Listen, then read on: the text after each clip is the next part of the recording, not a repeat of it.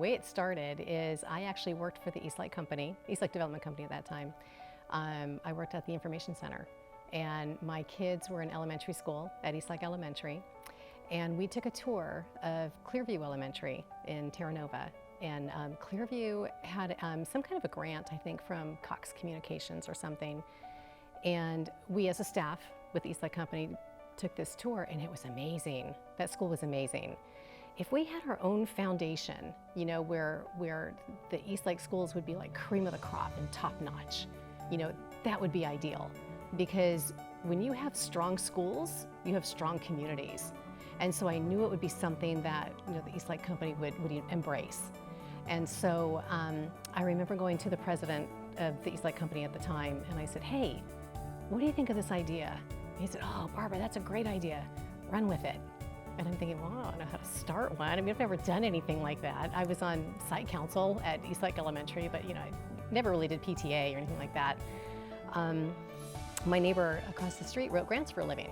And so I talked to her about it. And I said, what do you think? Is this even doable? I mean, how do you start a foundation? What do you do? And she said, well, let's find some seed money. Let's see where we can find some seed money to get it started. And so she researched grants and companies and everything. And so she found the parent company for the Eastlake Company, Fenton, I think it was the Fenton Company at that time, and found the seed money. And we went back to the Eastlake Company, and they said, oh my gosh, this is a great idea, you know. And so then they helped us with the whole legal aspect of it, getting the bylaws pulled together and articles of incorporation and, you know, filing for the nonprofit status. And so they were instrumental. The Eastlake Company just embraced it, you know, full on. And that's kind of how the Eastlake Educational Foundation was born, really. We just started very small, very grassroots. It was, the two schools were Eastlake Elementary and Eastlake High School. Those were only two schools in Eastlake. But by working for the Eastlake Company, I saw the huge master plan, and I knew there were going to be more schools coming on board. So Olympic View was in the books. Eastlake Greens had already opened, you know, different phases at a time, but the white reports and, you know, with the Department of Real Estate, that all had already been done. So Eastlake Hills, Eastlake Shores, and Eastlake Greens were pretty much already underway. So it was myself, Linda Gilstrap, she was my neighbor who wrote the grant, and she, at the time, I think worked at Southwestern College, and Bob Snyder was the president of the Eastlake Company at the time, and Kurt Stevenson was also with the Eastlake Company. It was just a small little group, just like, you know, the 4 or 5 of us, and then slowly we started building board members, and we reached out to, you know, some of the political entities with the city of Chula Vista. You know, Jerry Rindon was a board member at one time, and John McCann was a board member at one time. You know, it's interesting. I think the parents of Eastlake have always been very involved. They were always with Eastlake Elementary, and I can see that with the other elementary schools as well. The parent involvement has always been amazing at the schools. And even when Eastlake Elementary was, Eastlake Middle School was being built, because my daughter was one of the first classes to attend Eastlake Middle School.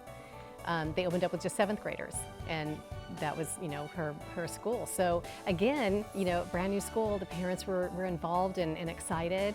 And then with Eastlake High School too, you know, then you have all the clubs and the sports, and, you know, I think that when parents are involved with their kids' education, it just makes a huge difference. And I think, you know, when we started the Eastlake Educational Foundation, we wanted to make it technology related. But technology changes so quickly. So it was important, you know, for me, making sure that the kids stayed, you know, above the curve, you know, with technology.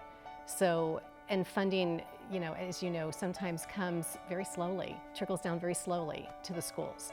So by having our own foundation, you know, we can kind of control some of that. Your kids are only young once, and work will always be there. I hate to say it like that, but It's so important to be involved with your children and their education. And I don't mean to the point where like you're pushing them to do things that they don't want to do, or that's not what I mean at all.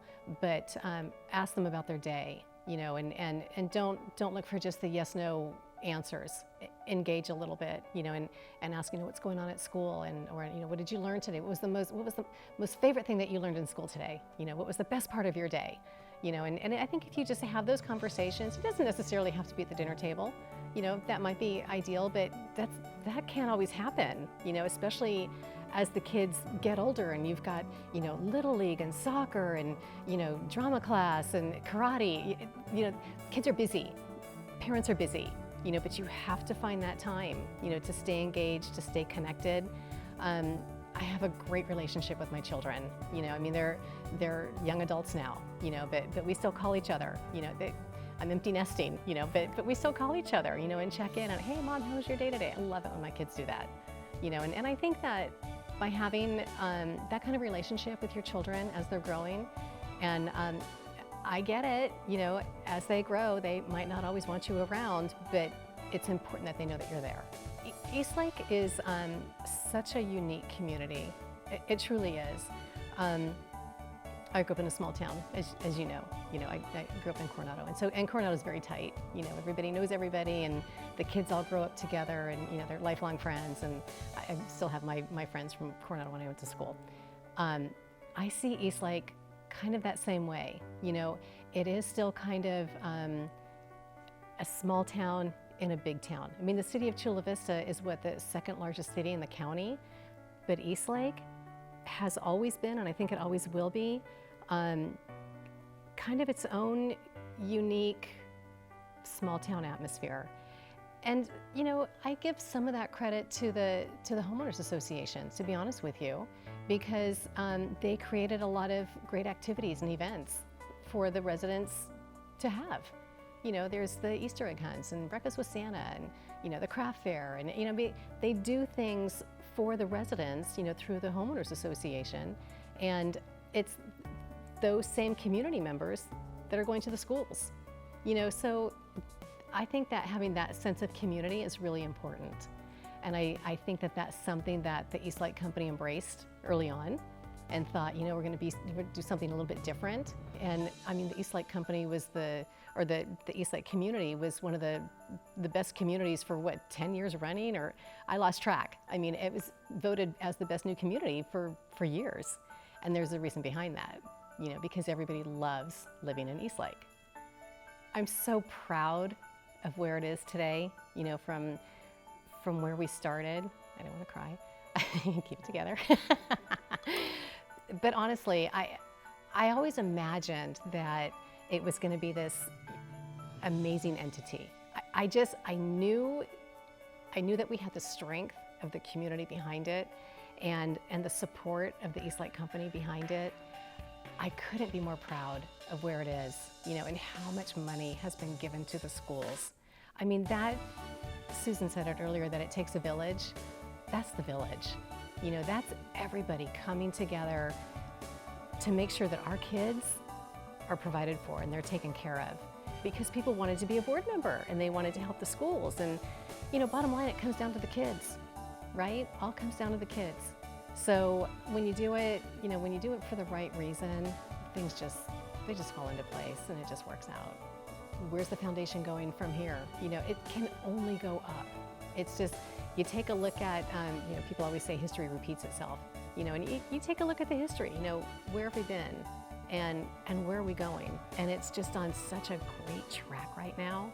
It's, you know, and I thank you for that. You know, it's having the right leadership in place, having the right board members in place, and staying engaged with the community.